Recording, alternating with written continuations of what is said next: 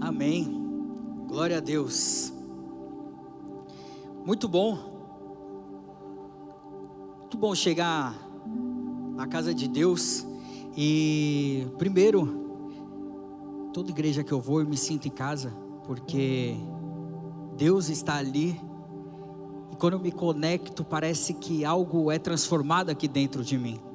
Mas poder entrar na casa de Deus e vendo que não tem só eu de olho puxado, eu fico mais feliz ainda. E é sobre isso que eu quero falar, compartilhar um pouco com todos vocês. Enquanto eu estava ali com a minha esposa, com esse louvor, bom demais, parabéns, hein? Parabéns. Deus falou muito comigo. Deus falou algo que mexe aqui dentro. Eu vejo que o Senhor nos proporciona coisas maravilhosas, mas nós precisamos entender que Deus nos prepara não somente para um território. Deus nos prepara para o mundo.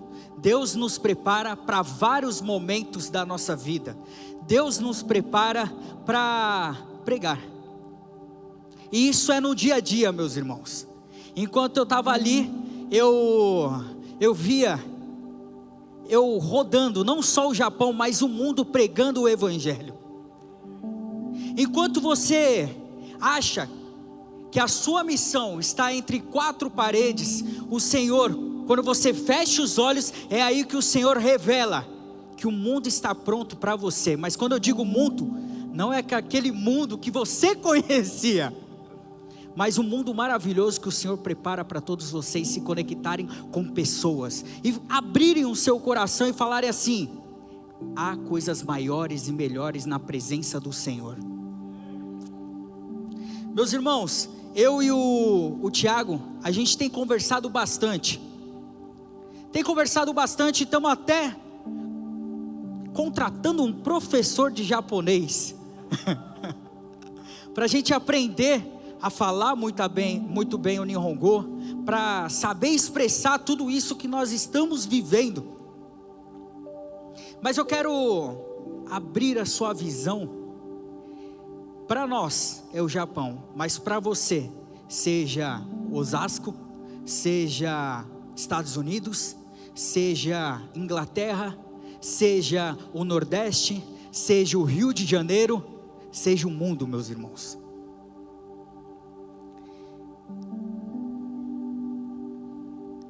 Eu vim de uma família bem tradicional.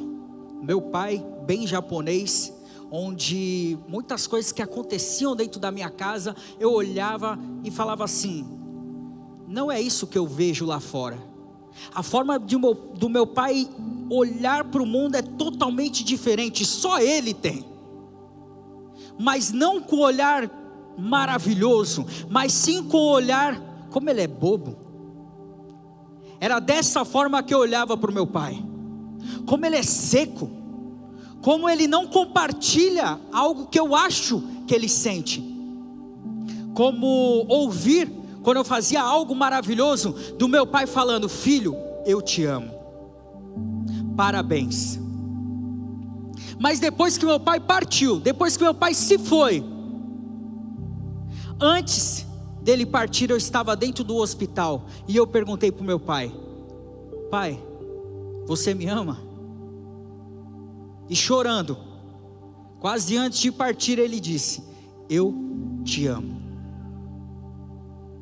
Eu não falo muito, mas você vai ver que através das minhas atitudes, eu te provei que eu te amo.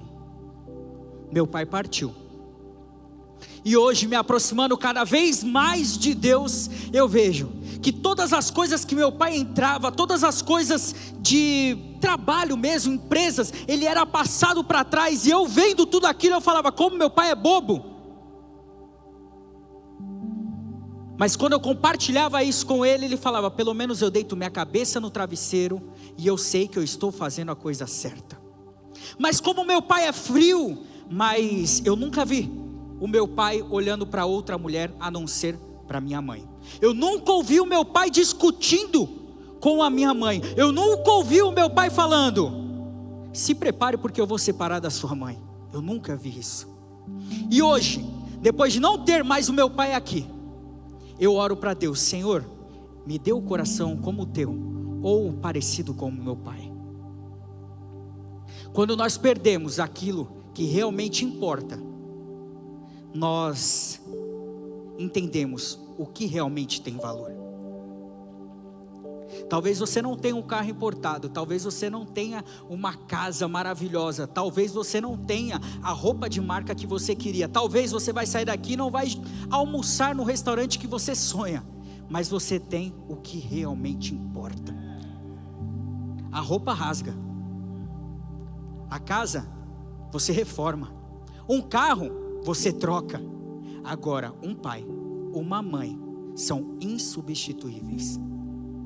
Eu falo tudo isso para quê?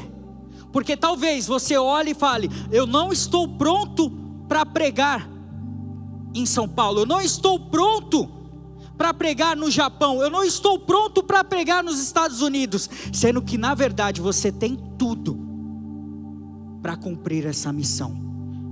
Você simplesmente tem que reconhecer que você já recebe presentes de Deus todos os dias. Só de estarmos aqui, tendo vida, tendo fôlego, tendo ouvido para ouvir e falar assim: ei, que mensagem maravilhosa. É Deus te falando: você já tem tudo para compartilhar com outras pessoas que ainda têm vida. Meus irmãos, eu já fui várias vezes para o Japão, morei até os meus 5 anos, e quando eu voltei, eu sempre tive essa conexão direta com o Japão. Mas depois de anos e anos e anos indo, eu não conhecia o Japão. Eu conhecia uma avenida, que era Roppongi, que lá eu me libertava, lá eu bebia, lá eu me acabava, eu tinha a minha liberdade. E eu falava: como o Japão é maravilhoso. Eu achava que o Japão era só uma avenida, a avenida das baladas. Eu não conhecia o Japão. Mas depois que eu me converti, eu falei: eu vou novamente para o Japão, mas agora eu vou em missão. Quando eu pisei em Narita, no aeroporto do Japão, eu abri os braços e disse: Senhor, eis-me aqui, disposição para servir ao Senhor. Cada passo que eu dava naquele aeroporto, eu sentia a soberania de Deus. Deus falando o tempo inteiro: agora você vai sentir o meu poder. O primeiro lugar que eu fui foi no Monte Fuji. Depois de tantos anos indo para o Japão, eu não conhecia o cartão postal do Japão, que era o Monte Fuji. Quando eu chego no Monte Fuji, eu olho para um lado e vejo várias pessoas, japoneses e estrangeiros. Talvez tudo isso que eu estou compartilhando, você possa estar pensando: isso não tem nada a ver com a minha realidade, mas nós vamos chegar lá. Eu chego perto daqueles estrangeiros, daqueles japoneses, e começo a olhar. Por que esses japoneses estão olhando para o Monte Fuji tão emocionados, ao ponto de derramarem lágrimas? O Monte Fuji é muito bonito.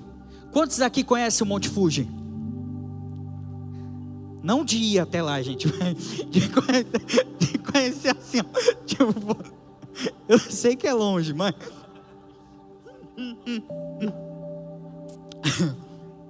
todos conhecem, certo? Aquela montanha linda, maravilhosa.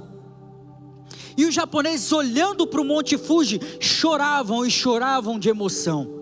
Eu cheguei para um pastor local e perguntei: meu irmão, por que esses japoneses estão olhando para o Monte Fuji emocionados, chorando? É lindo, é belo, mas ao ponto de chorarem.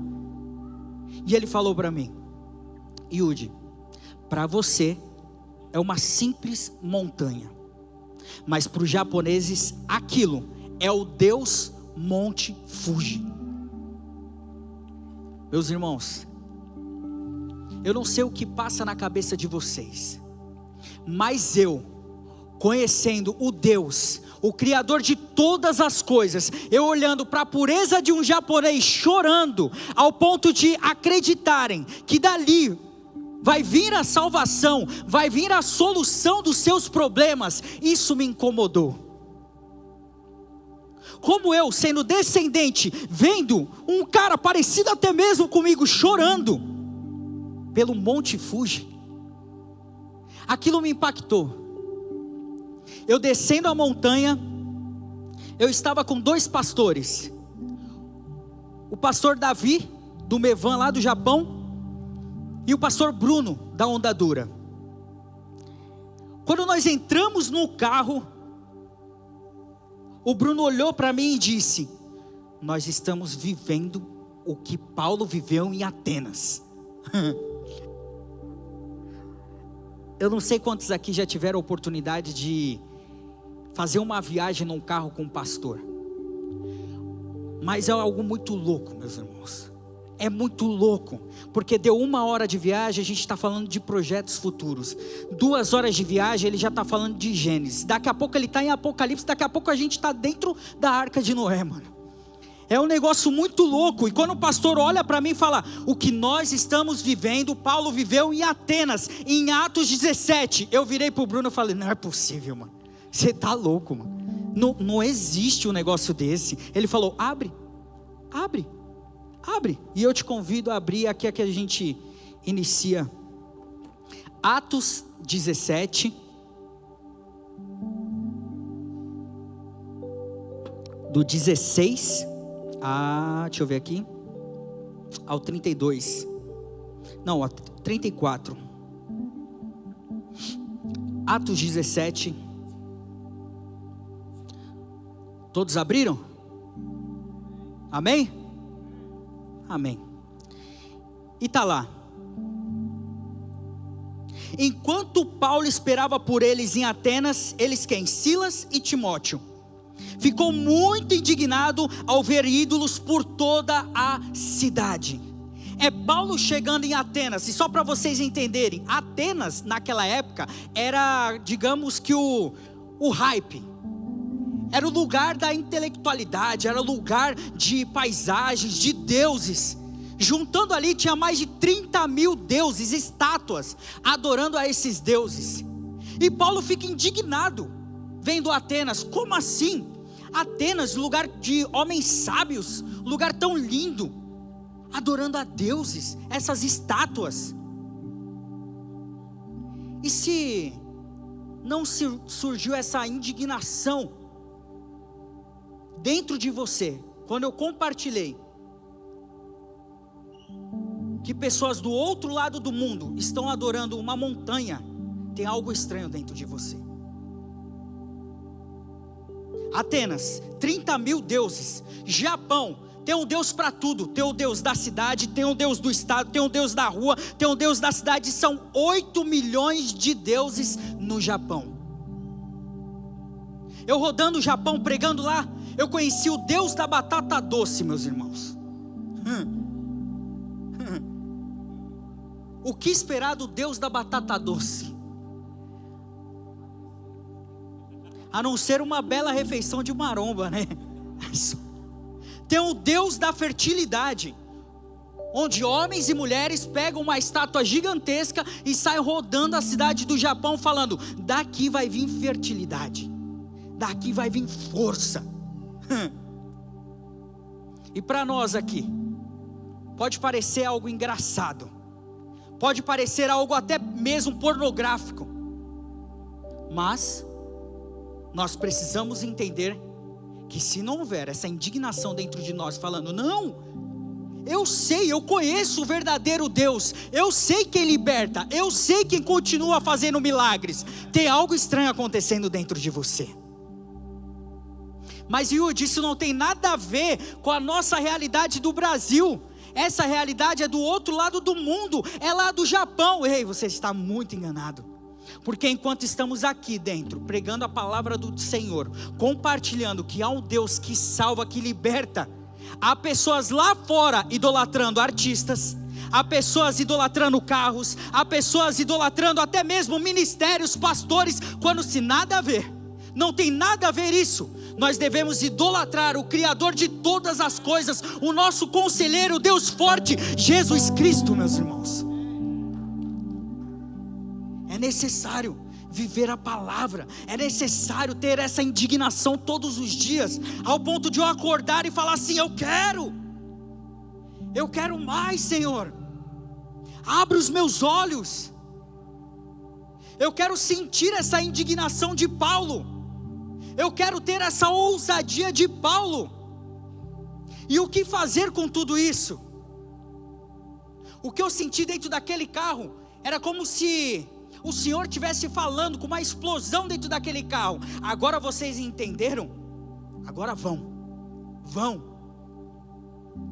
E realmente, o Bruno estava certo, porque dali, Paulo, através dessa indignação, ele roda. Por isso, ia à sinagoga debater com os judeus e com os gentios tementes a Deus, e falava diariamente na praça pública a todos que ali estavam. Paulo estava rodando as igrejas, Paulo estava indo em praças, em shopping, em mercado, e falando: ao Deus, Criador de todas as coisas, ei, eu quero compartilhar algo com você. E é necessário, sim, é necessário irmos até igrejas e falar assim: você não está entendendo.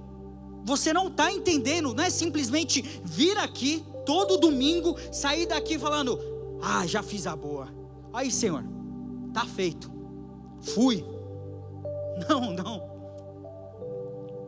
é necessário vivermos 100%, meus irmãos, não é 99%, não, mas eu não sinto esse efeito, eu não sinto essa ação, essa força.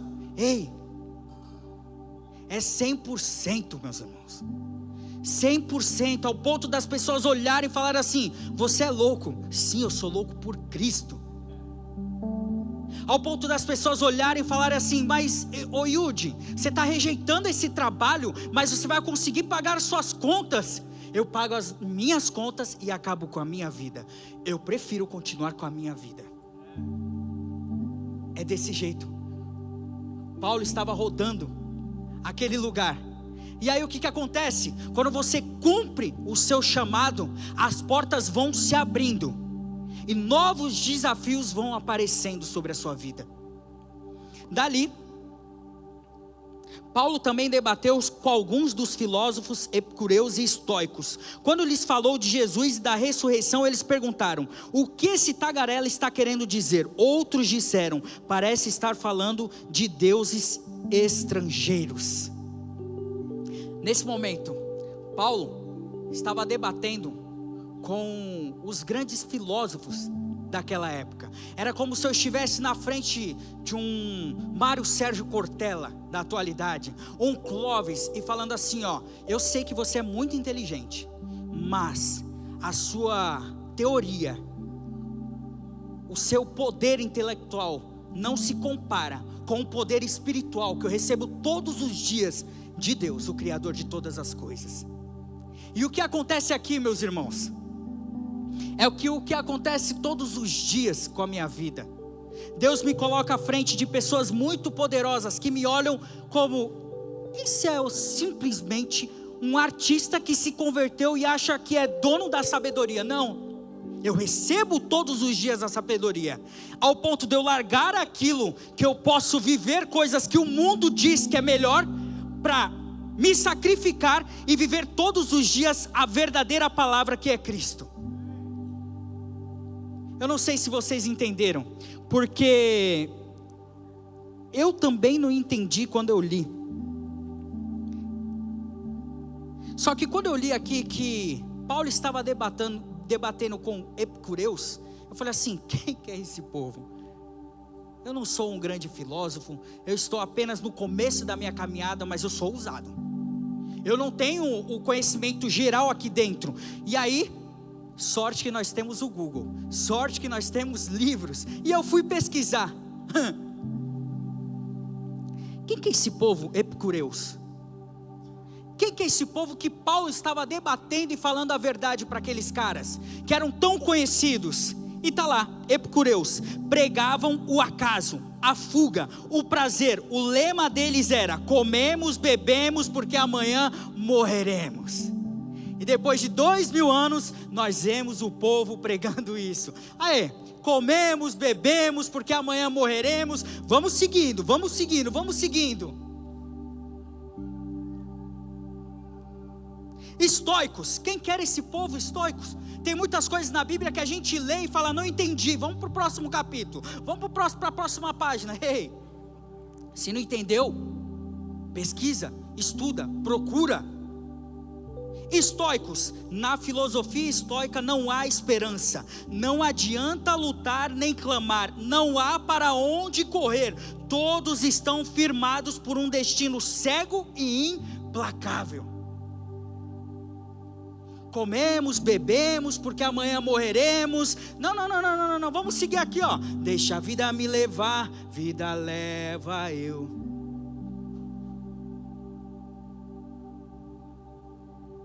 Meus irmãos, essa é a realidade. Essa é a realidade. Eu falo por mim mesmo, porque eu vivi durante anos dessa forma, e eu só me afundava. Assim como estoicos, eu estava com o mesmo pensamento: eu não vou fazer mais nada, eu não vou lutar contra o pecado, eu não tenho mais o que fazer, o meu destino já está registrado, eu não tenho mais o que fazer, então vamos deixar a vida levar.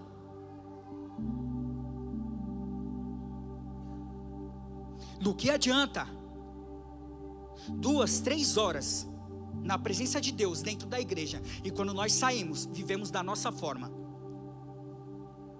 Comemos, bebemos, porque amanhã morreremos. Essa é a grande realidade, meus irmãos. Por isso que todos os dias, ao sair da minha casa, pisar no meu carro e pisar aqui dentro, eu falo: Senhor, me encha cada vez mais, me prepare para novas batalhas. Eis-me aqui, Senhor. A mesma ousadia que o Senhor derramou sobre a vida de Paulo, derrame sobre a minha vida também. Senhor, não pare as guerras, me coloque em posição de guerra, me coloque uma nova missão, proteja a minha família e me envie.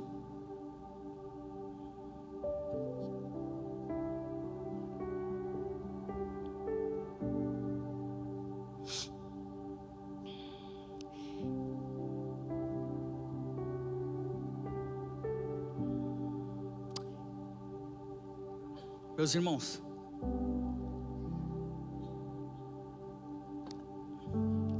eu creio que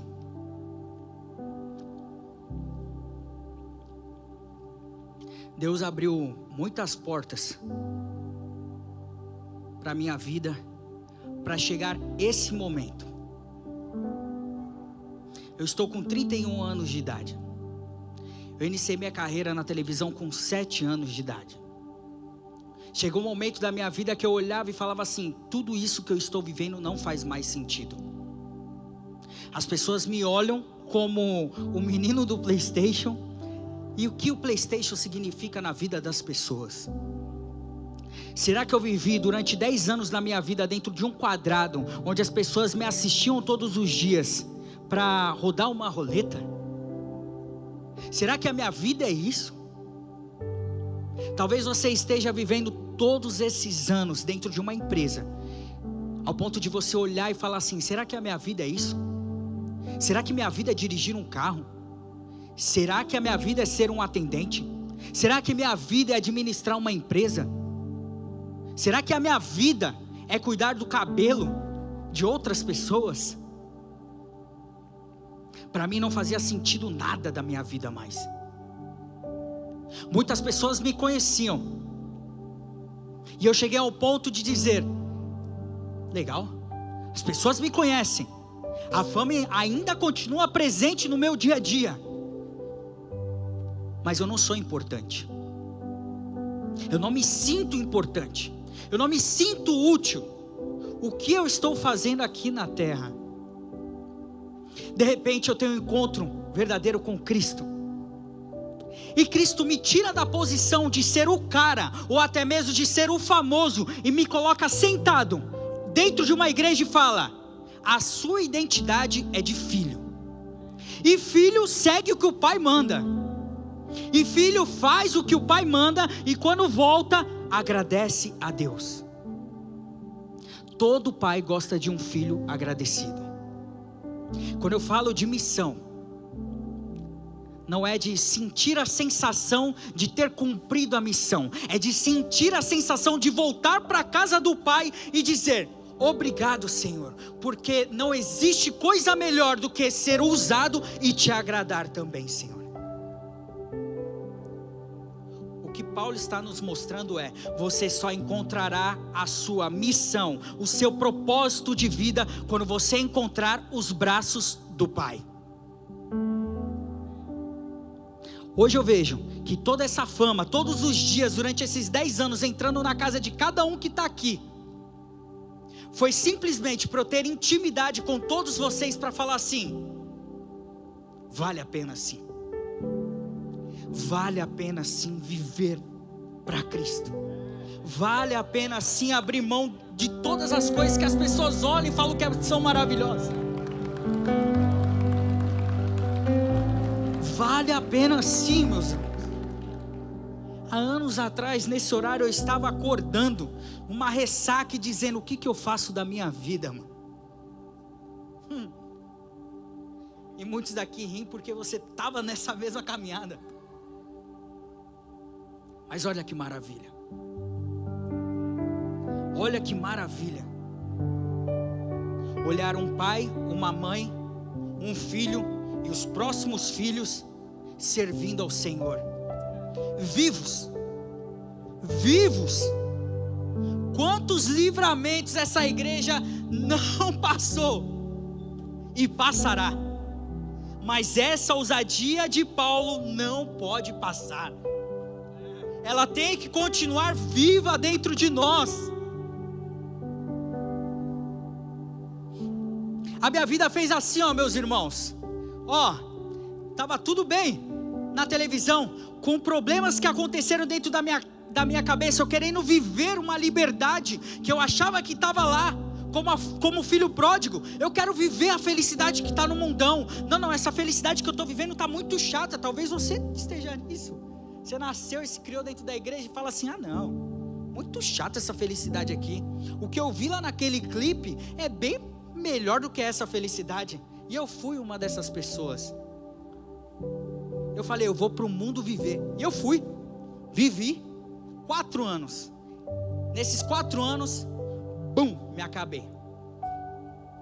Perdi minha esposa, perdi meu trabalho, perdi meus amigos, perdi o respeito da minha família. Eu perdi tudo. Minha vida estava assim, ó, subindo. De repente eu abri mão de tudo, brum, caiu.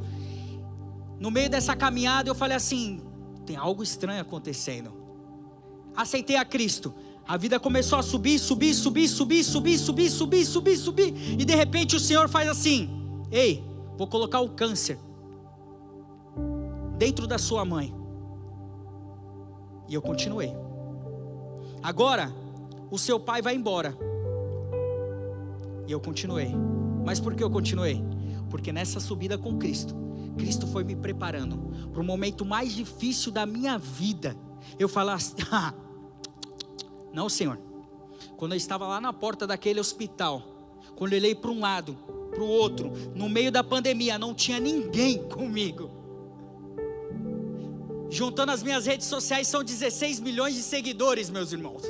E no momento mais difícil da minha vida, estava eu em frente de um hospital, uma calçada, olhando para um lado, olhando para o outro. Cadê todo mundo? Essa é a realidade. No momento mais difícil da sua vida, o único que estará presente é Cristo. E o que sairá da sua boca é: em tudo dai graças. Foi o que eu vivi. O câncer, a morte do meu pai, eu virei e falei assim: não. No momento mais difícil da minha vida, o único que estava comigo era você, Senhor. Então continuarei firme. E eu fui subindo. Fui contratado pela Ubisoft, a maior empresa game do mundo. E esse mercado é um mercado que dá muito dinheiro. Só que eu ali dentro, vivendo aquela loucura e tal, Deus virou para mim e falou assim: agora tudo que eu te entreguei, abra mão de tudo. Abra mão de tudo. Meus irmãos, quando a vida está maravilhosa, Deus vira e fala assim: agora abre a mão de tudo isso, que eu tenho coisas novas para a sua vida. E foi o que eu fiz. Abri mão de tudo, e de repente está eu na sala da minha casa, com a minha família, sabendo que mês que vem as contas iam cair, iam aparecer, e está eu na sala pensando: será que foi Deus mesmo que falou comigo? Que eu abri mão de tudo, e agora? De repente o telefone toca, eu atendo, é um advogado lá de Brasília, amigo meu, falando: Yudi, estava numa reunião aqui, e aí eu falei de você, o embaixador do Japão quer te conhecer. Falei: quem? O embaixador do Japão quer te conhecer. Eu falei: não é possível, não é uma ligação comum. Você está em casa, você abriu mão de tudo, de repente você recebe essa ligação, você fala: tem algo novo para acontecer. E está indo eu para Brasília, chego na Assembleia, não na Assembleia de Deus, amém, mas eu estava na Assembleia lá, cheio dos políticos, e eu falando: o que está acontecendo aqui, Senhor? De repente só tinha japonês, as autoridades. De repente o embaixador vira e fala assim: quero chamar o Yudi para compartilhar algo aqui. E aí no meio do caminho está indo eu, e de repente Deus fala: fala de mim. Aí eu falei: não, Senhor, aqui não, né, meu? Os japoneses não sabem nem quem é o Senhor. Essa daqui é a oportunidade da minha vida, porque eu sou japonês, sou artista, tem várias marcas, várias autoridades, vai que eu consigo um emprego aqui, né? No meio da caminhada ali, até chegar no microfone, fala de mim. Quando eu cheguei, parei aqui, e eu pensei, quando estava tudo perdido, o único que estava comigo era Deus. Quem me levantou foi Deus. Chegou o momento. E eu falei assim: o meu pai me passou os valores japoneses. Eu amo essa cultura. Eu amo sentir que há um sangue dentro de mim, metade brasileiro e metade japonês. Eu amo esse país, eu amo o Japão, mas eu sirvo a Cristo. Meus irmãos, quando eu acabei de falar, ficou esse silêncio aqui, e eu falei assim: deu ruim porque eles não entenderam, eu não consegui meu emprego, já era. De repente o embaixador vira e fala assim: leva ele para almoçar lá na minha casa. E eu fui. Quando eu cheguei, estava na mesa com os diplomatas, com as autoridades lá do governo, e um deles, um dos japoneses que falava um português bem enrolado, senta do meu lado e pergunta: que legal que você falou do seu pai, que coisa maravilhosa de honrar o seu pai, né? A gente honra mesmo, mas me fala uma coisa, quem que é Cristo? Meus irmãos, foi naquele momento que eu entendi, realmente, o Senhor está abrindo as portas, tem algo novo para acontecer. Voltei para minha casa, depois eu recebo outra ligação: o embaixador quer que você venha novamente na casa dele. Falei: vou de novo. Tá eu indo de novo, comendo sushi lá na casa dele. De repente chegam com uma bacia bem grande, cheio de líquido dentro. Eu falo: o que está acontecendo? Me dão um kimono, eu visto um kimono, pá. Falei: tem alguma coisa para acontecer aqui. Me dão um martelo, eu pego aquele martelo, e o embaixador vira e fala assim: quebra essa caixa. Falei: vou quebrar. Peguei um martelo, bum, quebrei a caixa. Eu percebi que aquilo ali era um ritual, né? Eu falei assim, eu sou crente, vou perguntar pro embaixador o que isso significa, porque vai que é um negócio errado, né? Perguntei, embaixador, o que eu estou fazendo aqui? Que eu quebrei essa caixa? Não por nada, né? Eu só quero saber o que é. E o embaixador vira e fala para mim assim, Yudi, isso significa, você quebrando essa caixa, significa que está rompendo algo, está abrindo algo entre os dois países, Japão e Brasil. Isso é um ritual que significa que a partir de hoje, descendentes como você ou brasileiros não precisam mais de visto para ir para o Japão, é só comprar passagem e ir direto.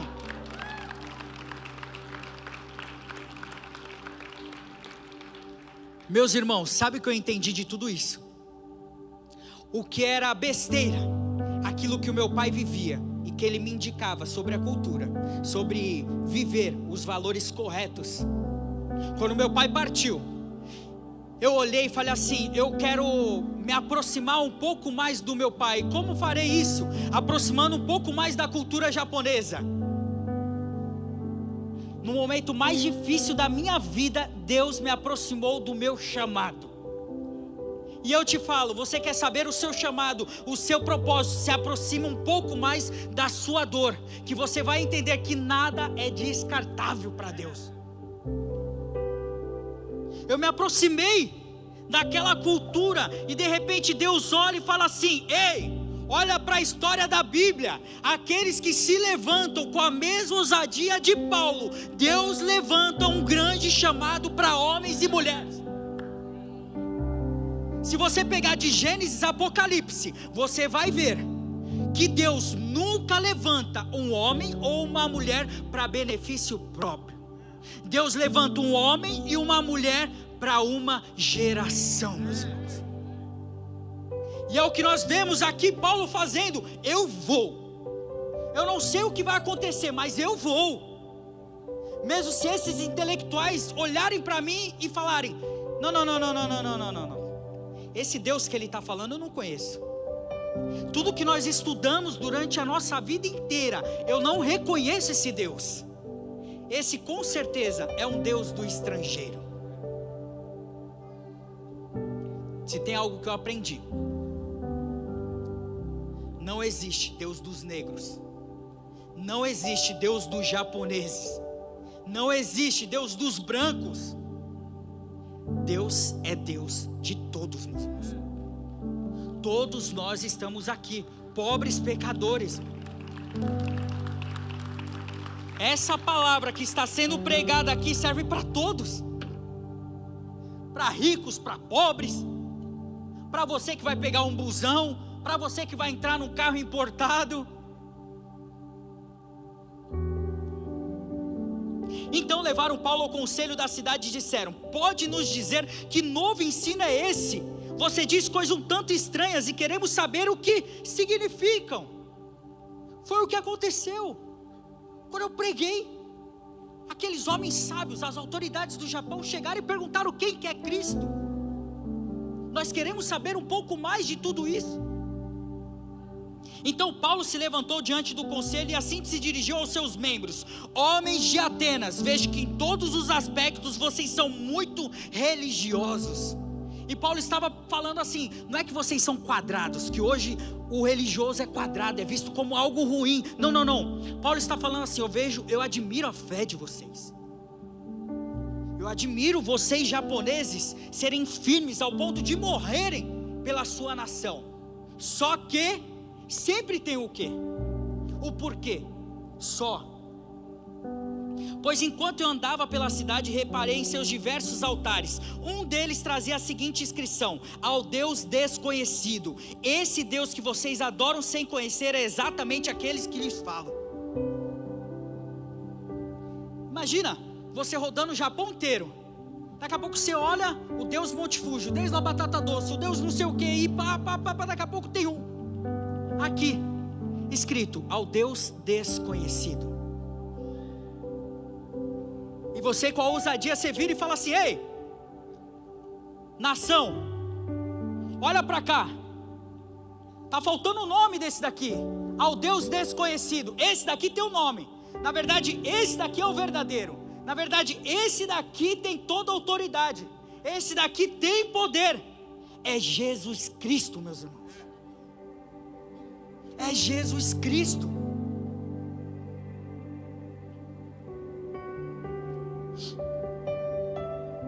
Aí você pode, é o que acontece sempre, já estou acabando, é o que acontece sempre, eu recebo vários directs nas minhas redes sociais: Yudi, eu não tenho essa oratória, eu não sei falar, eu não sei me expressar tão bem, eu não tenho essa criatividade, o que eu faço? Então decora. Decora. Quando a pessoa aparecer na sua frente, quando você vê um japonês, um africano, ou até mesmo um brasileiro meio bêbado, você chega e olha para ele e fala: você conhece a Cristo? E repete o que está escrito: Ele é o Deus que fez o mundo e tudo que nele há, uma vez que é Senhor dos céus e da terra, não habita em templos feitos por homens. Ele não é servido por mãos humanas, pois nele não necessita de coisa alguma. Ele mesmo dá vida e fôlego a tudo, e supre cada necessidade. De um só homem ele criou todas as nações da terra, tendo decidido de antemão onde se estabeleceriam e por quanto tempo.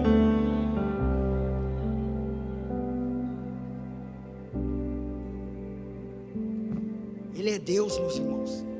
Isso que eu estou compartilhando com todos vocês, isso vive dentro de mim, mano.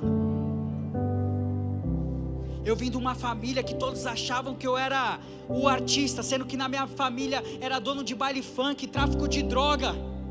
E tudo mudou.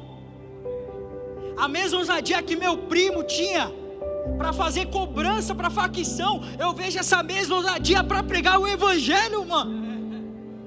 A mesma ousadia que eu tinha de levar vários caras casados para a noitada, acabava com os casamentos, tá eu indo de novo, chatão, falando assim: ei, vem comigo, mano.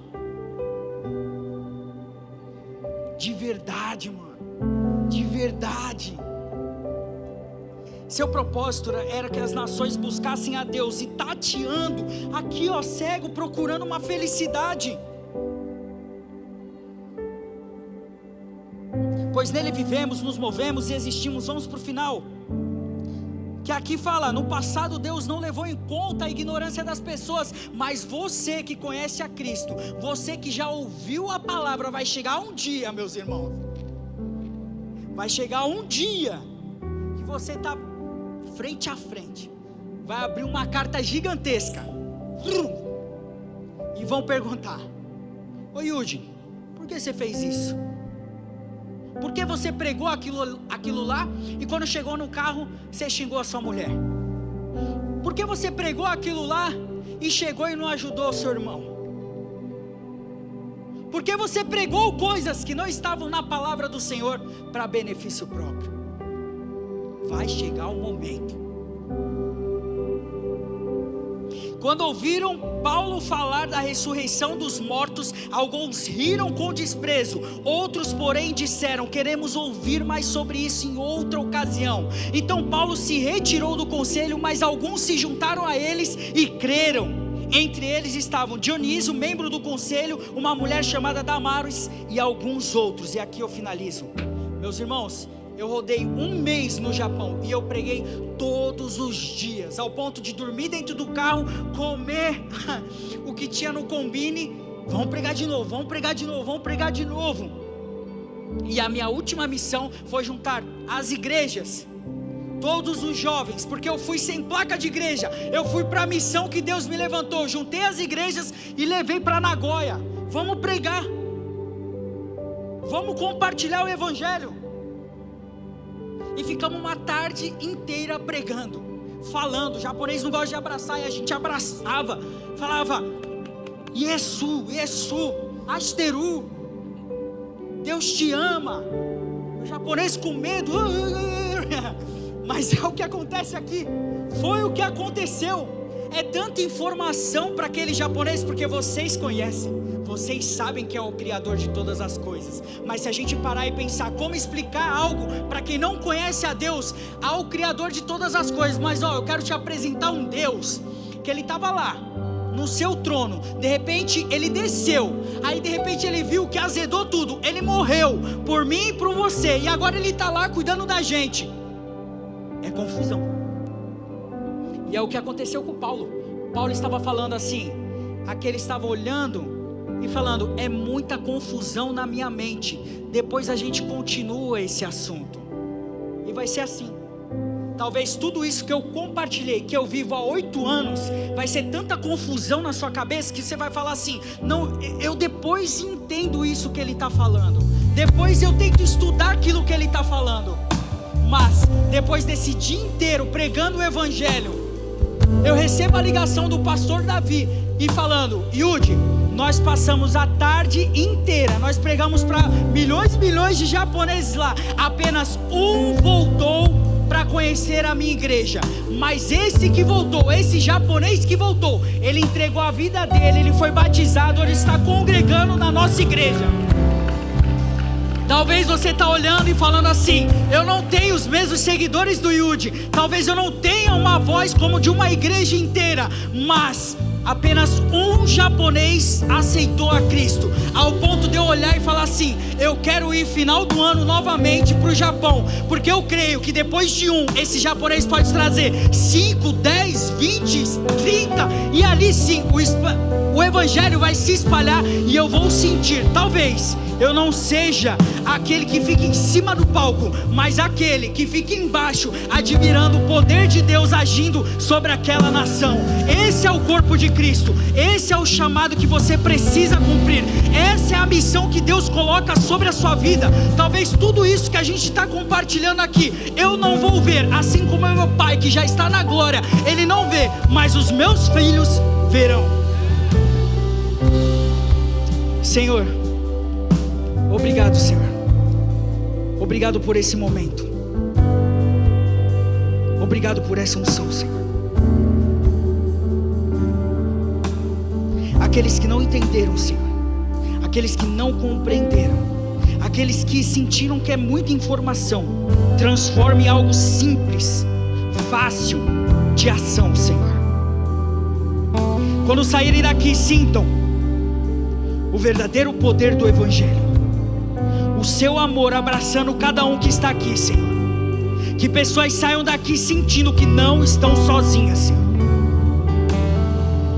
Coloque teus anjos protegendo essa igreja, Senhor, capacitando Pai, Filho e aqueles que virão, Senhor. Esta é a sua igreja, ela está pronta, Senhor, pronta para cumprir a tua missão. Nos envie, Senhor, nos prepare e nos capacite. Nos proteja, Senhor, de toda inveja, toda coisa ruim que queira nos colocar para baixo, e que toda maldade enviada a cada um aqui, Senhor, volte ao remetente em forma de bondade, e que aqueles que estão tramando contra o nosso fim encontrem o caminho da felicidade, Senhor. Obrigado, Senhor, obrigado. Nós chamamos e te respeitamos. Amém.